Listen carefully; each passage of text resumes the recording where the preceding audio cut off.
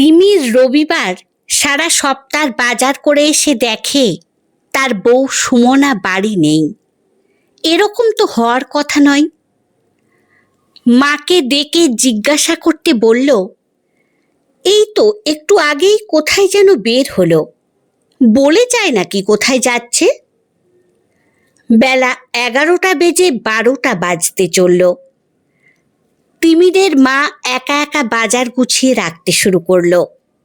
এই হাঁটুর ব্যথা নিয়ে এরপরে রান্না কি করে পারবেন একা এতটা?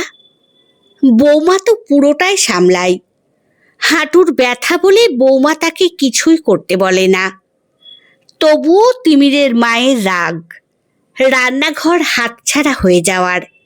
সে রাগ হাঁটুর ব্যথার উপরে না পড়ে বৌমার উপরে পড়ে বেশি।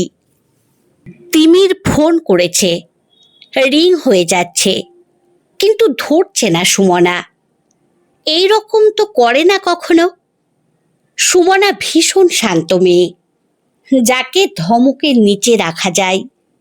তিমি তাই রাখে বরাবর।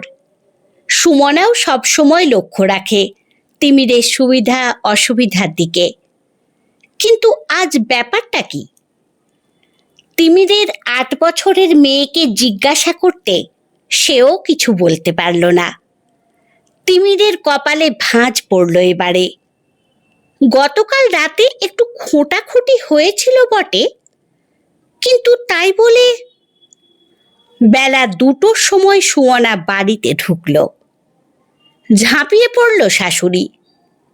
কোথায় গিয়েছিলে? রান্না বাকি, বাবু বাজার করে এনে। সুমনা শাশুড়িকে থামিয়ে বলল, ওসব রান্না বাড়ি আমি আর পারবো না, নিজে করুন মা, নইলে না পারলে লোক রাখুন। সুমনা এইটুকু বলেই গটগট করে চলে গেল ঘরের ভিতরে। তিমির ভুরু কুচকাল, ইচ্ছে করছিল চড়িয়ে দিই। কিন্তু অবাধ্য পুরুষও মাঝে মাঝে থমকে গিয়ে হঠাৎ পাকানো আবহাওয়া বুঝে নিতে চায় যেন। তবুও পুরুষত্বর খোঁচা, এত সাহস! ঘরে গিয়ে তিমির চেঁচালো, কোথায় গিয়েছিলে? সুমনা শান্তভাবে বলল, সকালে প্রথমে জিমে জয়েন করে এলাম, তারপরে পার্লার, আর হ্যাঁ, নেলও করে এসেছি দেখো, ফেসিয়াল করেছি। বলে হেসে নিজের 10টা রংচঙে আঙুল দেখালো, যেন কিছুই হয়নি। তারপরে তিমিরের কাছে একটু সরে গিয়ে বলল, দেখো, শুকে দেখো ভালো করে, আজ আমার গায়ে আর একদম রান্নার গন্ধও নেই, আর তেলচিতে মুখও আর নেই। আজ থেকে আমি আর রান্না করব না। সুমনার এই পরিবর্তনের আঁচ তার চোখে মুখে। সুমনা খুব স্বাভাবিকভাবে বলল, ভাবছি এবার চাকরির জন্য পড়াশোনা শুরু করব।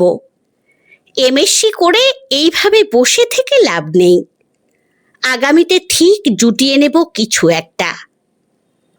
আর হ্যাঁ, ভালো কথা, আপাতত বাবা আমায় যে হাত খরচা দেয় তাতেই হয়ে যাবে সবটুকু। তোমার টাকা নিইনি। এবারে বলো, কেমন লাগছে আমাকে? তিমির হতভম্ব হয়ে গেল। গতকাল রাত্রে সুমনা তার কাছে আসতে সে শুধু বলেছিল, নিজের দিকে তাকিয়েছ? গা থেকে তেল মশলার গন্ধ বের হয় তোমার, ইচ্ছে হয় না আমার।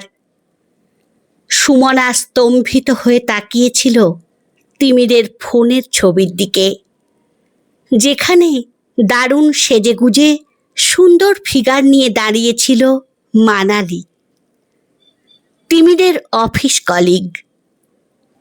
গল্পটি আপনাদের কেমন লাগলো কমেন্টে অবশ্যই জানাবেন। ভালো লাগলে লাইক ও সাবস্ক্রাইব করে পাশে থাকবেন। ধন্যবাদ।